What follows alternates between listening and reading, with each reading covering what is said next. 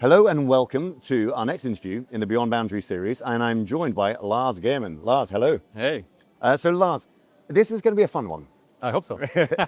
On the basis that you have two roles. I mean, I'm sure when you look at the day-to-day in a Lars Gehrmann world, it's probably one role is a lot more busy than another role, right? Yes. But I'd love to talk to you about QIC. Yeah. But also I'd love to talk to you about the MENA Insurtech Association, and I'm not sure the right label for it. Yeah, Is that right? That's it. Something close. Maybe start with an introduction. Tell me about you. Tell me who is Lars. Okay, good. So Lars Gehrmann, Group Chief Digital Officer of QIC.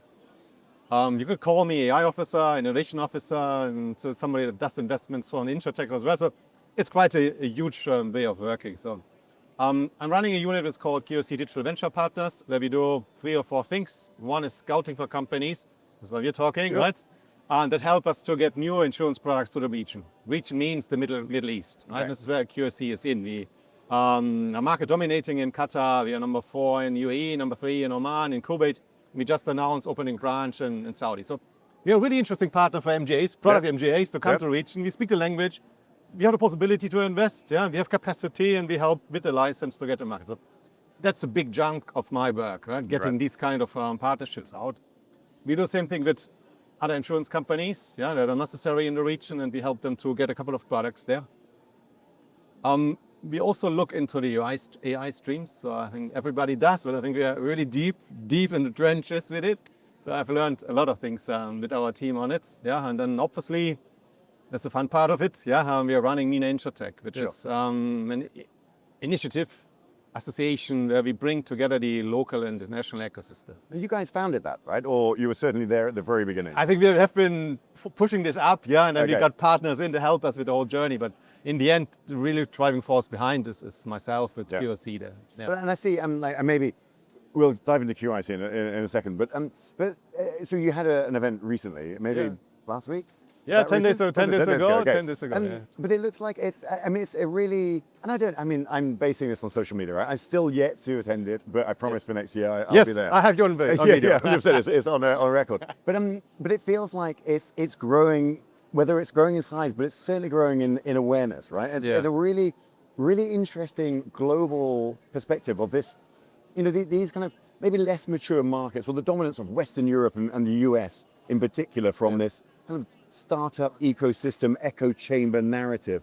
But there's a real sudden kind of direction of gazing over, looking over to this kind of MENA region, right? Yeah, it is. I think Are you feeling that? we do. And I think it's the 4th year that we did this conference. So next year will be the 5th one that you will join. So this is amazing. I think it helps us that we are in an emerging market, in a growing market. Yeah. And you see this in other areas as well. I think this helps.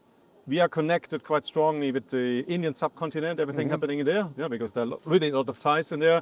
We do a lot of things with Africa, North Africa and the south of Africa. So we are really in the middle of all those emerging markets, right? And this is what we try to put in the conference. So people and companies and VCs and Insurtechs out of wider regions, not just the Middle East. Yeah. And I think that we have done this for 4 years now, and people somehow like to come back and learn. This is what we do. We try to get meaningful conversations on stage and beyond the stage. It's not commercial. Yeah, sure. Meaningful conversations. So this is what we really are trying. So we had 150 speakers. Okay. That's a great That's a number. But that really is, right? 1,500 delegates that came in those 2 days. We did Well not done. only Insurtech, we did Insurtech and FinTech together. Yeah, I saw that. I thought that was interesting. Which is wider. Yeah. But especially on AI, this actually makes a lot of sense to make it together.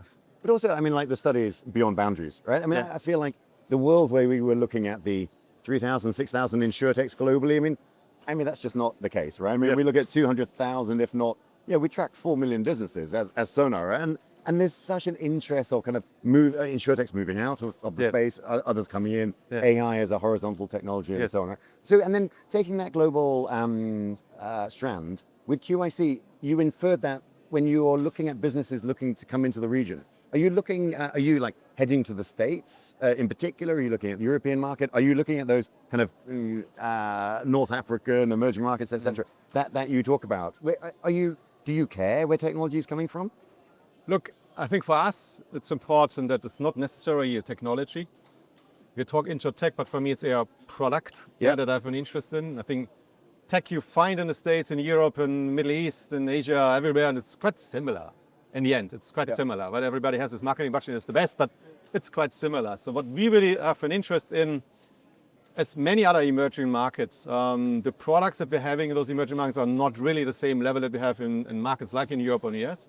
So I have an interest in bringing product insured techs, MGAs, to the region. What we expect is to having a product experience, a reinsurer that is willing to take part of the risk coming into the Middle East. And I love those products. We just introduced a really interesting micro-insurance product into the Middle East. We have something on a commercial insurance, freight delay. We have luxury insurance. So we have a couple of things that are coming, and I'm running a MENA Insurtech Accelerator. Where we just help those companies. So it's not, you don't have a PowerPoint. I need those things. You need to have a product. You need to have experience in selling this product in your market, and a reinsurer that comes with you. And then I help you to get grip on the wider Middle East ecosystem, which we are strong as QIC, but no, we have all the other insurance companies. So maybe it's not just for us, it's somebody from somebody else.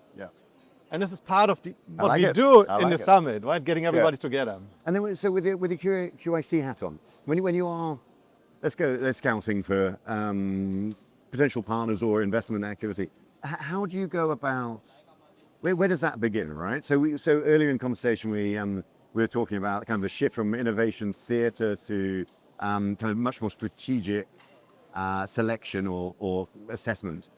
For you guys, where are you at in that kind of curve of identifying need internally, going out and finding that very pinpointed, precise solution to that? Where do you sit on that, right? Different companies, different places. That's the point. It's obviously, I'm running this for 4 years now. So we are far away from theater. You've moved beyond that one. You're seeing the up and downs. And as I said yesterday, the smashes in the face as well. But we're still there and rocking bigger every year. So yes, we're losing services like you, right? Absolutely. But I believe through the association, the summit, and the accelerator, we also have really good access to companies that they reach out on their own. And we do everything. We have started with competition. We actually started with a hackathon. To just check it out, and then we have the competition, and we're still running a couple of competition sites. Now we're running the accelerator because it helps everybody that's more mature in the market. So a lot of things are happening, but you cannot lose your mind on innovation. It's not certain what we do. You have to spot a thing, you have to test it out, you have a feeling that there might be, you don't know commercially. And then what I think we had this morning in your panel as well, you need a sponsor in the company to make it happen. I'm the sponsor of finding them and convincing the local sponsors to make the next step. They trust me, they will do it. But then you need a local person. from Ergo was referring to the next stage being like the bridge or something. There's individuals within this team, right? What we do, but you need a sponsor there that actually says, yes, I can write business with it. Even if Lars says it doesn't mean anything, if the business person cannot see that there's business. So we're there, we're doing this. I think we still have a couple of years to go to make it better and better and better. But I think we have some. So I mean, you've been in this space as long as I have, right? So in the last 4 years, on this chapter of your journey, you'll have seen a load of change, right? And then there is more to come, I'm sure. And we've been through a bunch of stuff. Tell me some of the kind of, I don't know, the highlights, the lowlights, the changes that you've seen, and also maybe put the, I don't know, get the magic ball out or whatever it is. Like, where do we see the future and the work that you're doing, and how does that map together? Look, I think we all went through the different waves, and I think you touched on this interview on the different waves. So let us look a little bit more in the future. In the future, it's really uncertain for me. Why is that? Do you see gray hairs? We share this. Meaning, I really remember in the year 2000 when we had the dot-com boom. And internet was there, and everybody of us creative thinkers were thinking about what internet really makes with us in the business. And yes, it took us in 2008 or 2012 to get the things done. They were great days. They were great thinking about it. And I think 2 years ago when Gen AI came up, I was thinking about it's the same. Today, I think it's even worse, or it's even more impact, not worse. There's a bigger impact on it.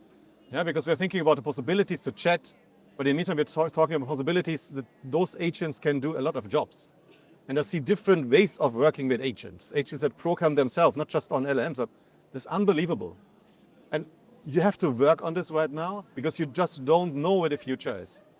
And also on VC side, it's really complicated. So what should I bet now? I see a lot of interesting startups there, but no of this business model will work out. Yes. We just have to find out what's the one founder that can pivot enough Yep. in the next 5 years to make this a sustainable business. And I think this is what I'm worried about at night. It's like, look, what really is the next thing that's happening? We just see AI, data, we have a lot in insurance. It will change everything. The whole value chain will change. Be it just to distribution, be it underwriting, actuary work, or even the fundamentals behind. Everything will change. So this is, I think, where we as innovation guys can actually shine, because we are good in identifying those small things. Yeah. That will change. So I'm assuming AI being of thematic interest for you guys, right? Yes, it is. Any other big topics or areas of study that you guys are exploring or really, I don't know, testing out? Yeah, for me there are two. One is AI and how it's changed today. And the other is what I mentioned before, getting the right products into the region. Yeah. And if I think products is something we don't have, but also thinking further in parametric products, I love them. Yeah, me too. Because we had this again in the panel before. It's complicated. The promise of product that you're doing is complicated for people to understand. Parametric is totally simple. If you pay a fee, you get X amount of pay it back when something happens. Sure. So it's absolutely it's clear. as it should be, right? Yes, this is really easy. So I love this kind of product. There will be more, and I think we are working in an Islamic context as well on a couple of areas there where we can do more. So new products and AI. This is what is. Love it. Lars, thank you. Thank you very much. Thank you, Matt. Thank you for tuning into the Beyond Boundaries.